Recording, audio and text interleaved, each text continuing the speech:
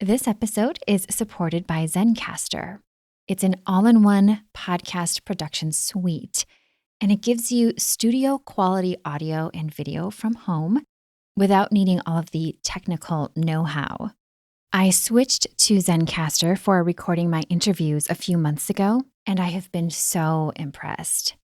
It records each person locally, so even if the internet wobbles, you won't miss a beat. Learn more and save 30% on your first 3 months at zencastr.com/pricing and enter the code GIRLBONERRADIO. You can start with a free trial of the professional version and then either keep going or switch to their free option moving forward for great interview quality without all the extras.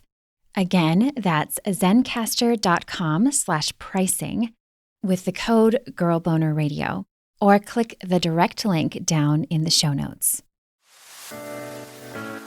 What would it take to arouse your life, to experience more connection, more pleasure, more realness in and outside of the bedroom? I'm August McLaughlin, and this is Girl Boner Radio.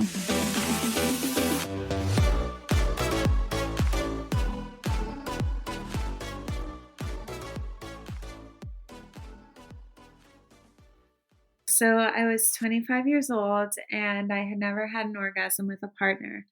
And I had just gone on vacation in Ibiza and met this amazing man who lived in Germany. And I invited him afterwards to come visit me in New York. And I decided that this was going to be the day that I had my first orgasm with a partner. That's Suzannah Weiss, a certified sex educator and sex and love coach and writer. She told me that the idea of experiencing orgasm with a partner had been on her mind a lot at that time. She had been writing about sex and relationships, and she had access to resources, so it seemed within reach. So I did a lot of things to prepare for that. I did a hypnosis session focused on overcoming sexual issues.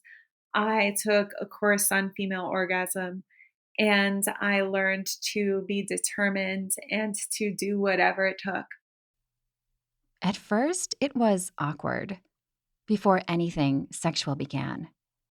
It was summertime, and her would-be sex partner showed up at her New York City apartment. They had planned a vacation. During it, she hoped her partnered orgasm would happen. And it was quite awkward at first because we had only really known each other for a few days on this vacation, but then it was like we had known each other forever. They started out spending time together, exploring the city.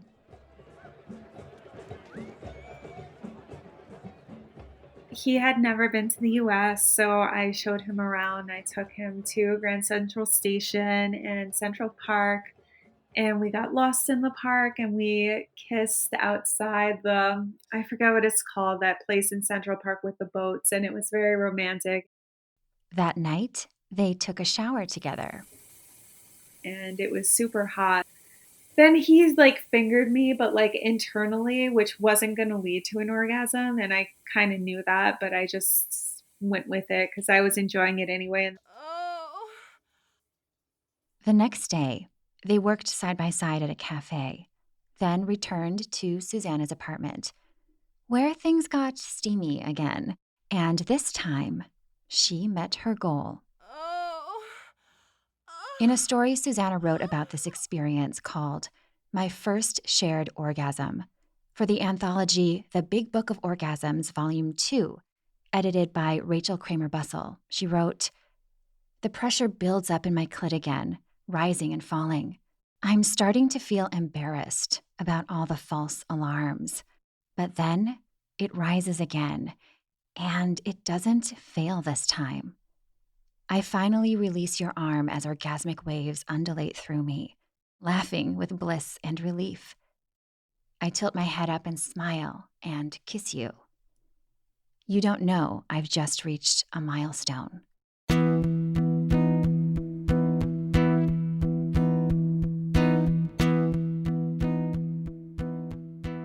What was it that eventually did bring you over that edge, do you think?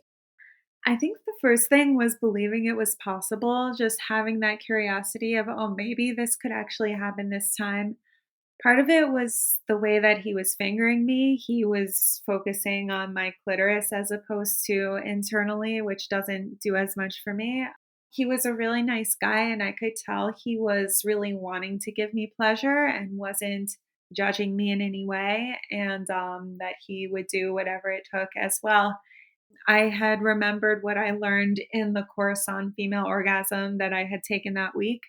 And some of the suggestions were to fantasize if you need to not worry about how much time it took, and to move your body in ways that made it more pleasurable for you. Like if sort of, I remember sort of grinding my hips against his finger, and for some reason, like spreading my legs really wide was helping open up the sensation. And instead of just giving up, I think because I had taken that course and had this idea of empowerment in me, and also because he seemed like someone who would be open and who would want to give me pleasure however he could. I think I just felt like I had permission to ask for what I needed and like do whatever I needed.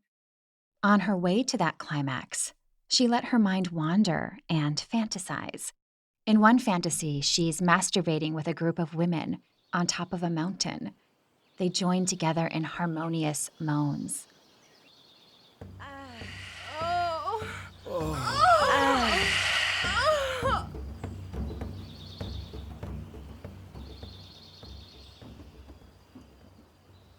I think I conjured up that fantasy after reading about Betty Dodson's groups and how the women would masturbate together and this feeling of sisterhood. And I think something about that was appealing to me. So that was my go to fantasy at the time. And I really wanted to push myself over the edge. So I was like, okay, I'll go to the fantasy that usually works.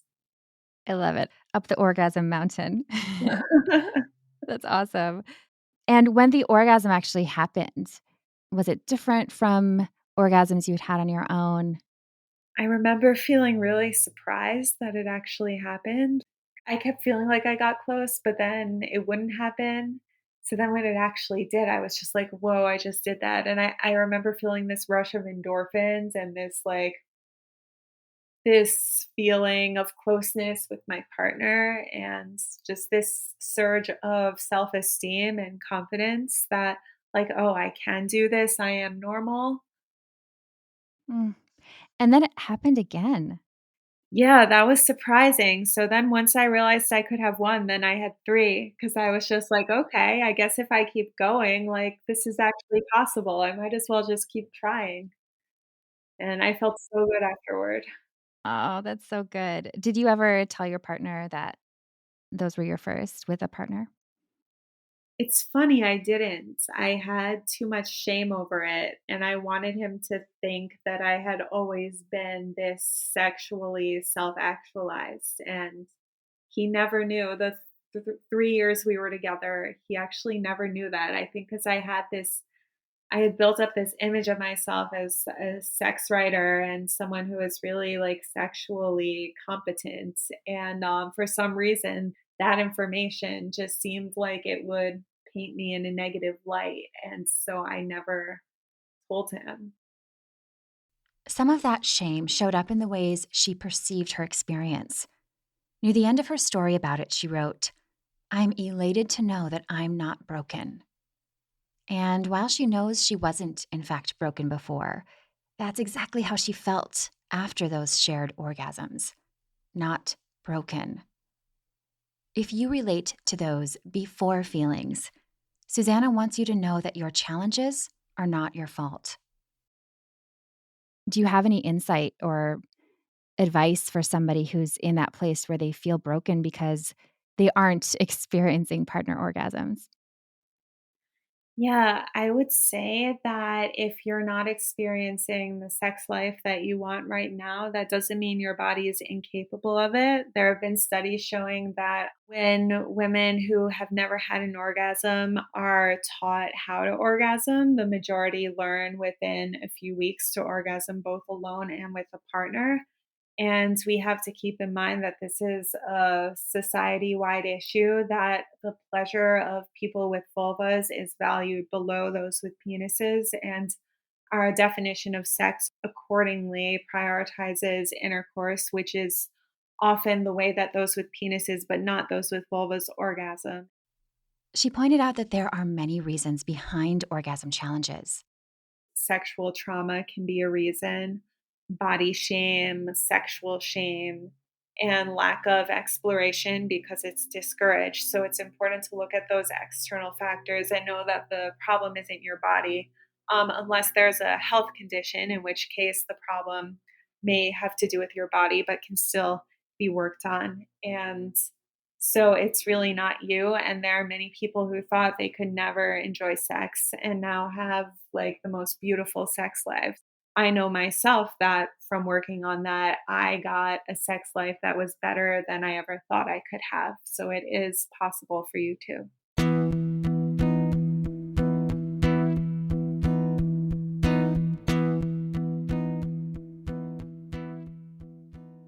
You know what else can help put you over the edge alone or with a partner? Sex toys. If you love clit play or good vibes on other erogenous zones on the outside of your body, your nipples, your thighs, your back, your balls, head to thepleasurechest.com to explore their Wonderful World collection of sensual wand massagers. You can also transform your wand into an internal G or P spot toy by adding an attachment. Head to thepleasurechest.com to learn more and start shopping. Again, that's the Pleasure Chest at thepleasurechest.com.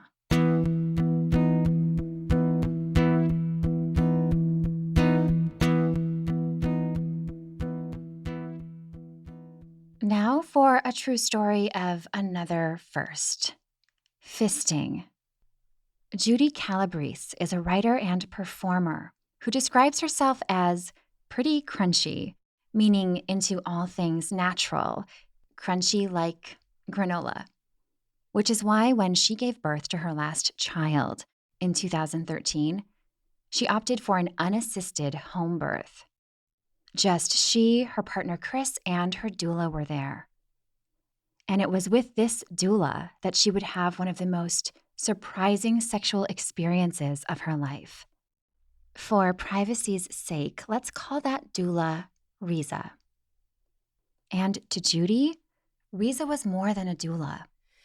And she was instrumental in being my pregnancy assistant. Aside from just birth assistant, she was my best friend. We traveled the whole road of pregnancy together. We had done a birth worker training together for half a year, which was super intense. We got really close and we were in love with the world of birth. Everything about birth was exciting to us. So when it was time for me to give birth, I leaned on her emotionally, spiritually, physically a lot. That baby was Judy's third.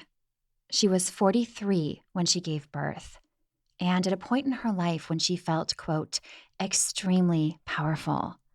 And choosing an unassisted birth was a big part of that feeling of power. I just knew I could do it. I knew it was what I wanted. I knew it was illogical, but it was a truly intuitive decision. And I just felt and knew that I needed to bring in this being, this soul needed to come in this way. When the time came for her baby to emerge, she was in her bedroom with Chris and Riza. She was the first person I saw after he was birthed. I looked up and there she was, and it was like, everything's going to be okay. Just looking at her face. My partner was there in the tub, with me, and it was his first child. He was completely freaked out, but present, but like there for the baby and making sure I was okay. And she was just there for me. And there was something so profoundly beautiful about our connection and our friendship and this sort of uber human thing that I was doing that just bonded us on a level that was just beyond even friendship. It was like sort of cosmic.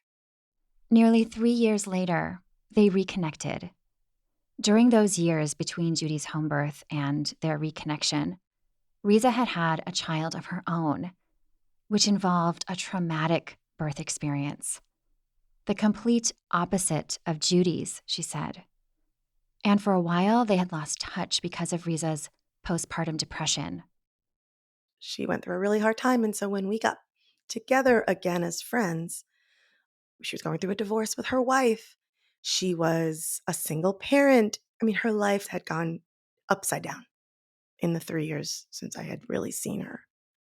And Judy had missed her. On top of the close friendship and shared experiences and passion for birth, Judy had always sensed something more about their relationship, a spark they barely acknowledged. She and I had always had pretty extreme sexual chemistry. And I was very cautious about engaging that energy at all. For one thing, Judy's a good amount older than Riza. And while Judy was very open about her open relationship with Chris and her fluid desires, Riza seemed more private. But then one day, Riza showed up on Judy's doorstep displaying a very different vibe. And she had some news. And when she arrives at my house, completely drunk one afternoon, telling me, like, me and my wife are getting divorced and my life is over, but I feel really happy and good, but my life is over. We rejoined one another in a very different form. Now it's like, you have a baby, I have a baby. We haven't seen each other in over 2 years, almost 3 years. And now you're going through a divorce. Me and my partner were still in an open relationship. I had shared with him all of the desire that I had had for her, but didn't know what to do with. One day, Riza was sitting at Judy's kitchen table, clutching her first smartphone. Judy couldn't believe it. I mean, talk about crunchy. She's way crunchier than me. She'd never had a cell phone. She lived without a TV. She lived like in a cabin. And here she is at my house with her smartphone and she's talking to me, scrolling. And I was like, what are you doing? She's like, oh, I'm on Tinder. I was like, whoa, you have a smartphone and you're on Tinder. Okay. She's like, yeah, it's great. And I'm like, so you're dating? And all of a sudden my heartbeat starts to race and I realize like she's out there dating people. It was like some primal thing. It was like, I didn't even get a chance, you know? Oh. Yeah. And it was primal. It was this really deep pull inside of me. And she was like, yeah, I haven't really met anybody yet, but I'm open. It's amazing. I'm single for the first time in 10 years and blah, blah, blah. I have a history with things happening. My unconscious sort of wakes up in these very strange moments. And out of my mouth, I say to her, I would fuck you anytime. She was completely shocked. And then she kind of broke into this little smile. And she was like, you mean that? And I said, I do. And then it was sort of game on. Game on. But the sex didn't happen right away, which ended up making it that much hotter. Judy wrote about her experience in a story called Cave Walls, also for the Big Book of Orgasms, Volume 2. In it, she talks about boundaries Riza set up. A lot of that started via text. Judy wrote, language is foreplay, you texted. Where do you like to be touched? Everywhere, I replied, as if I had never been asked before. We had a whole 3 days of texting back and forth. And she had all these rules that she needed me to follow. And at first, I bristled at the whole rule following thing, like, oh, like, how much do we have to talk about this? But then when she addressed me as a top, my entire being just like melted. A top, meaning Riza took the reins. Judy was more the bottom or submissive. And I really liked it. And I was like, I was just putty. I was like, I'll do whatever you want me to do now. Like, and it was a game changer for me. I don't think I had ever submitted on that level before. With body, mind, spirit was just a complete yes. I love that you had this primal experience. You were talking about this just primal kind of heat. And it sounds like you were like taken aback a bit by this boundary rules discussion. And then it turned into this really deep primal unfolding. Like, was your arousal just building through all of this?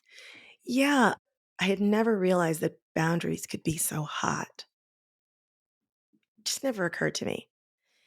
And the more boundaries she set down, the hotter it got. So it was like she really dictated her world to me. And she did it in such a deft and sultry way that it made me want to yield to her.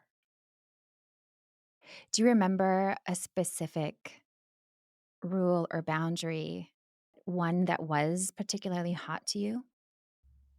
I mean, the first one was, you won't touch my pussy unless I tell you to. Then there were specific ways Judy was to address Riza. If Riza texted Judy a question, would you like it if I did blank to your blank?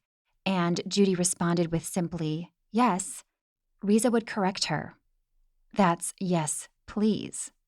And I would text back, yes, please. And the tighter the parameters became, the hotter I got. What Judy didn't expect was that these steamy text exchanges would lead her to being fisted, something completely new and foreign to her. Yeah, I had no idea. Like, none. I had been with several women before. I've been bisexual all my life. I mean, I've identified as bisexual since I was a teenager. I've had many different sexual experiences with women. And I think what my idea of fisting was like someone punching your vagina. I could see I mean, that. really, Yeah. I didn't think about it too much. It just was like, why would I do that? And then when I, realized what fisting really was, I still thought, why would someone want to do that? It didn't really cross my mind. And if she would have said, "Hey, come over, I want to fist you," I would have been like, "No, sorry, I'll take a rain check." Like I wasn't going there for that. I just really wanted her. I wanted to explore whatever sexual experiences we were going to procreate, and that's what I was in it for. The whole experience happened at Riza's place. My heartbeat was racing by the moment I got to the door. I mean, even driving there, I was already so turned on. I remember buying a bottle of wine to bring to her and just feeling like it was like a first date and I was a teenager. It was so nerve-wracking and exciting and new. I walked in and the first thing I said was, "It's so clean in here." She has a kid, I have a kid, I have many kids, so I thought, "How did she get it so clean in here?" And then that arousal of like, she cleaned up for me. Oh, there was that immediate thing. And her house was sort of on a hill and it looked out to the Blue Ridge Mountains where we live, but it's not really very common that you get that view. And I was saying things about the landscape. It was as if we were really on a date, like I hadn't known her for years. It was suddenly a charged space where every breath felt metered. She's like, "Can I get you some wine?" And we started drinking wine. And then suddenly we were already two different people, like in this charged space of like, we had already decided we are here to have sex. That was it. Those were the parameters. We are here to have sex. It doesn't have to mean anything. It doesn't have to go anywhere. This is what we want.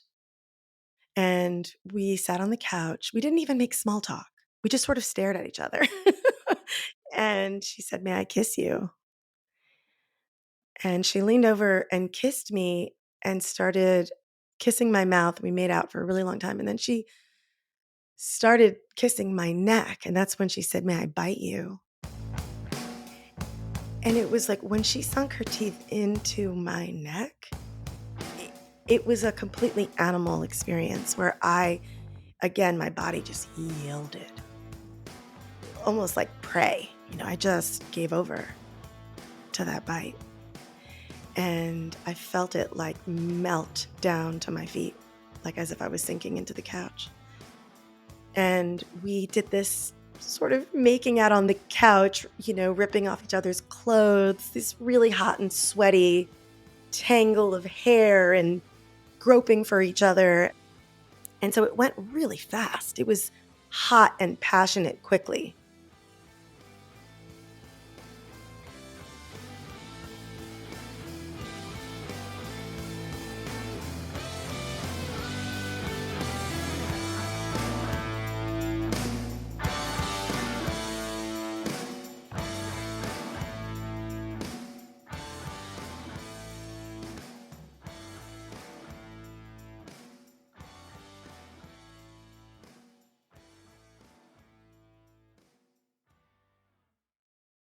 I have this thing that I let go of that night, which is there are limits to sex with women.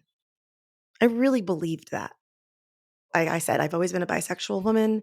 I've had most of my long-term relationships, though, with men.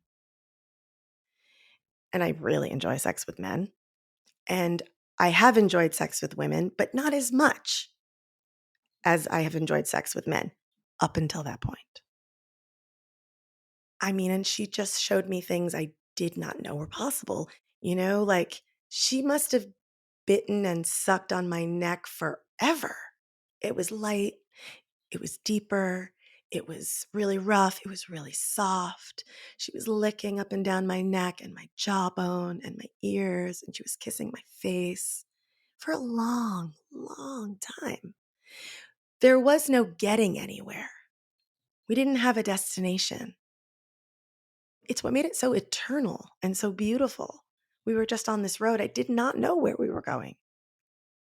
And every time she placed a new hand somewhere on my shoulder and pushed my shoulder back and then moved my head aside so she could bite the other part of my neck or lick me or put her hand to my throat, it was like I was happy being there forever. And then Riza said something that would bring that newness to a whole new level. May I put a finger inside you? Judy replied, Yes, please. And let me tell you something. You think one finger, who cares, right? Oh my God. I felt every centimeter enter me. She did it really slow.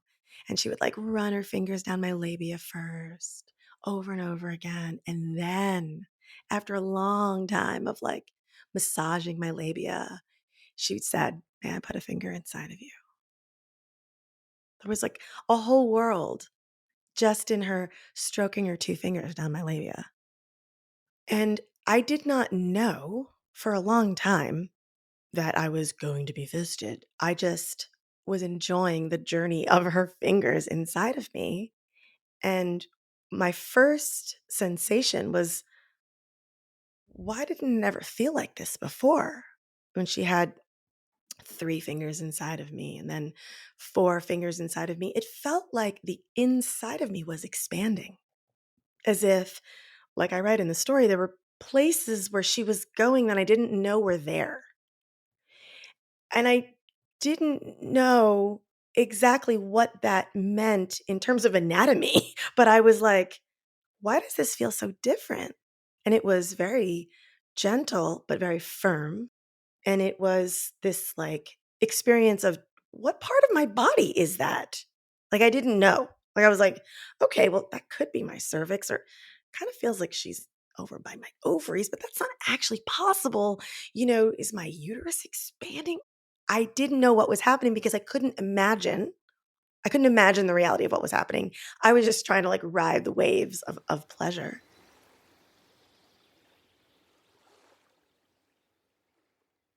At one point, I think she tried to like open her fingers inside of me, the four fingers, and there was this like this catching my breath of, oh, like almost a little bit of worry. Like, what can I get that? Okay, I grew babies inside of me. Technically, of course I could get that big inside of me, but what's happening? And there was that little edge of fear.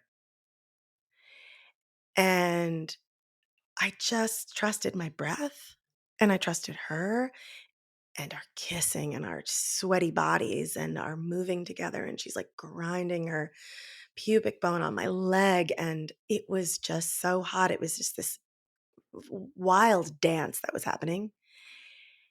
And then at one point, she must have put all 5 fingers inside of me, because I remember her sort of gasping and just going like, "Oh, Judy." And I was like, almost like that too high up on the swing feeling, like, "What?" Like, "What's happening? What do you mean? Was there something wrong?" I felt like I was in a state of free fall, and when I was fully cognizant of the fact that she had all 5 fingers inside of me after she sort of breathed my name in this exhale, like, "Oh, Judy." And I was like, "Oh my god, her entire hand's inside of me now. How is that possible?" And I sort of, I mean, I'm not gonna say I left my body. I was fully in my body, but there was also this sort of almost like this astral body part of me that was bigger than my human body. And it felt like there was something energetic about the expansiveness of her entire hand inside of me. Not just, oh, my vagina is stretched to this extent. It was some energetic, almost like a portal of going beyond what I thought was my limit. And there was pain involved, but it wasn't acute pain. It wasn't the kind of pain where I was like, how do I bear this? It was like this pain that had a reason for it. Like as if my body was giving me permission to go beyond some limitation of pleasure and say, look what you can do. Look how much more there is. That sounds really intense and powerful.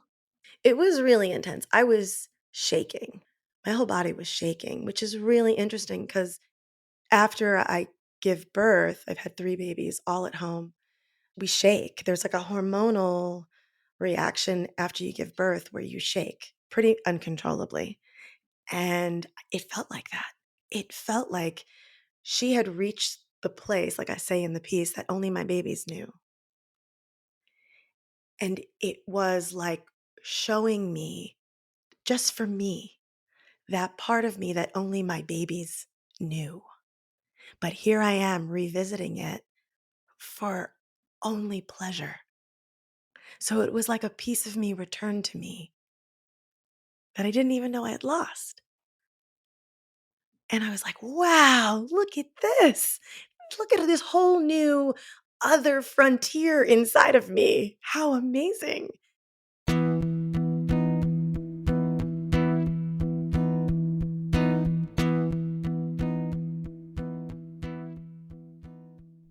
If you are thinking, holy smokes, Judy and Riza must have needed some serious chill time following all of that. Well, same.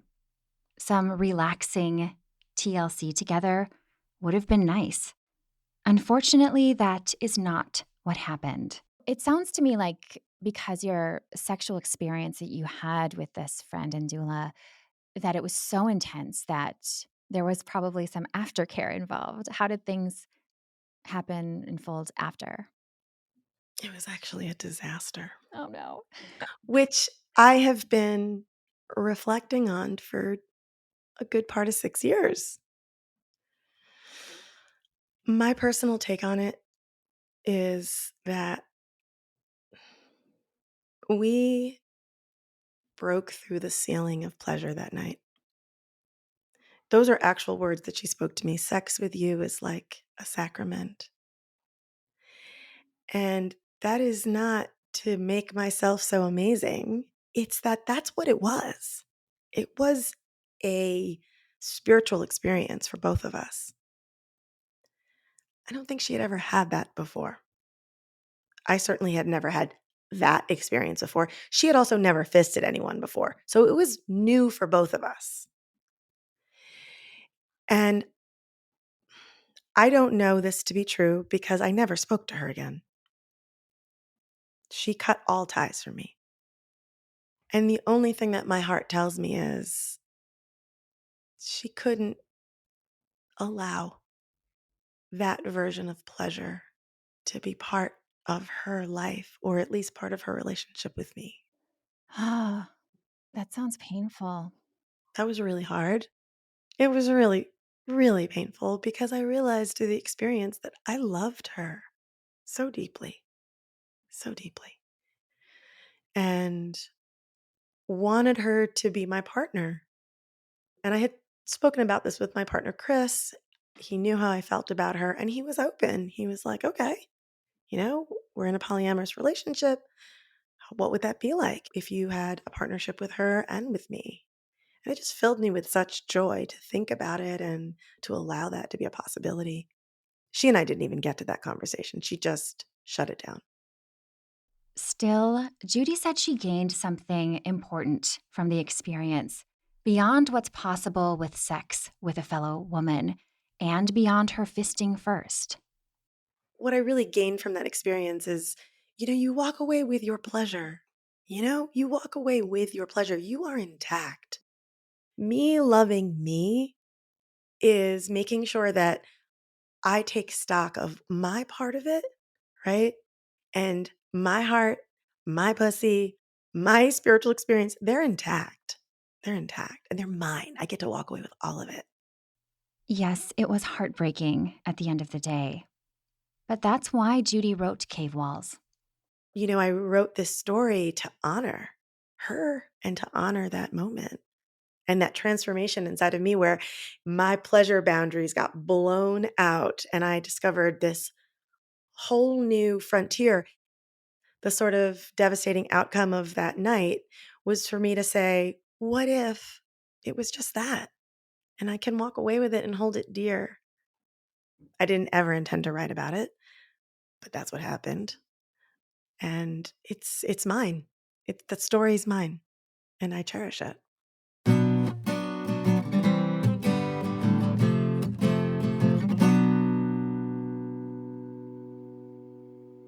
Find both stories that inspired today's episode: My First Shared Orgasm by Suzannah Weiss and Cave Walls by Judy Calabrese in The Big Book of Orgasms, Volume 2, most anywhere books are sold, or click the direct link in the show notes.